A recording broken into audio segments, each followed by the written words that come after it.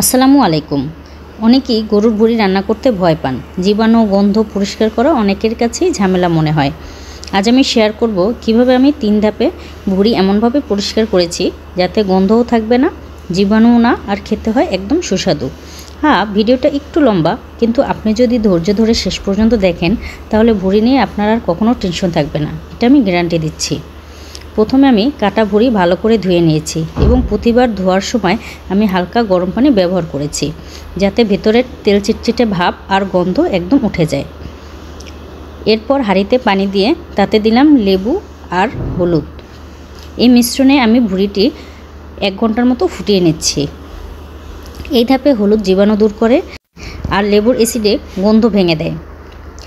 এবার আমি ভুঁড়িগুলো নামিয়ে ধুয়ে পুনরায় হাঁড়িতে বসিয়ে দিচ্ছি। এবার দিলাম আদা বাটা, রসুন বাটা, সামান্য জিরা আর হলুদ। আদা রসুন জীবাণু ও গন্ধ দূর করে, জিরা হজমে সাহায্য করে এবং একটুখানি স্বাদ ঢুকিয়ে দেয়। এইভাবে আমি 1.5 ঘন্টার মতো জাল দিয়ে নেব। তারপরে আমি এটা নামিয়ে পুনরায় ধুয়ে নিচ্ছি। ধুয়ে তৃতীয় ধাপের জন্য আবার নতুন করে কড়াইতে ভুঁড়িগুলো দিয়ে দিচ্ছি। এখন আমি অল্প পানি দিয়ে লেবু দিয়ে দেব। এটা আমি 15 মিনিটের মতো ফুটিয়ে নিচ্ছি। এই ধাপে একদম গন্ধমুক্ত, নরম আর হাইজেনিক হয়ে গেছে। ফুটানোর পর গরম পানি দিয়ে আবার ভালোভাবে ধুয়েছি। এতে তেল চিটচিটে ভাব, ভিতরে গন্ধ সব একেবারে চলে গেছে। এইভাবে ধাপে ধাপে পরিষ্কার করলে আপনি নিজেই বুঝবেন ভুঁড়িটা এখন একদম ফ্রেশ আর রান্নার জন্য তৈরি। এখন শুরু করব রান্নার পর্ব। প্রথমে হাঁড়িতে তেল গরম করে নিচ্ছি।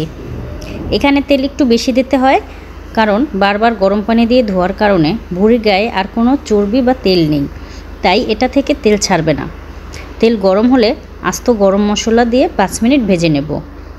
সুন্দর ঘ্রাণ বের হলে দেব পেঁয়াজ কুচি। পেঁয়াজ নরম হলে হালকা বাদামি কালার যখন হয়ে আসবে তখন দিয়ে দেব আদা আর রসুন বাটা।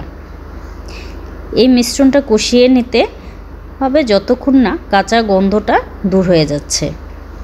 তারপর একটু পানি দিয়ে দেব যাতে মশলা না পড়ে। এখন দেব হলুদের গুঁড়ো, মরিচের গুঁড়ো আর লবণ। এরপর ভালো করে কষিয়ে ধনিয়ার গুঁড়ো আর জিরা গুঁড়ো দিয়ে আরও ভালোভাবে কষিয়ে নেব। মশলা যখন তেল ছাড়বে তখন সেদ্ধ করা ভুঁড়ি দিয়ে দেব।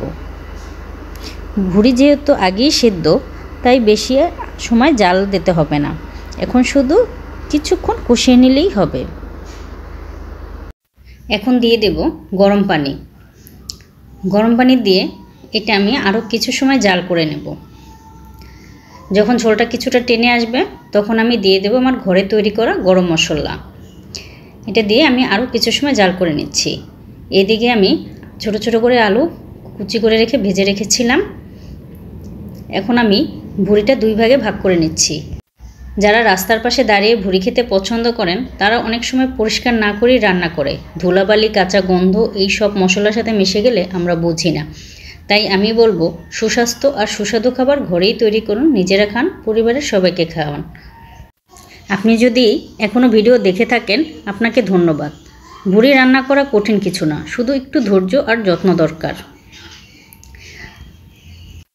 বাকি অংশগুলো আমি তেলের ভিতরে ভেজে নিচ্ছি।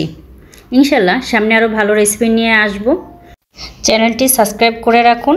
আর এই ভিডিও যদি ভালো লাগে তাহলে লাইক, কমেন্ট ও শেয়ার করতে ভুলবেন না।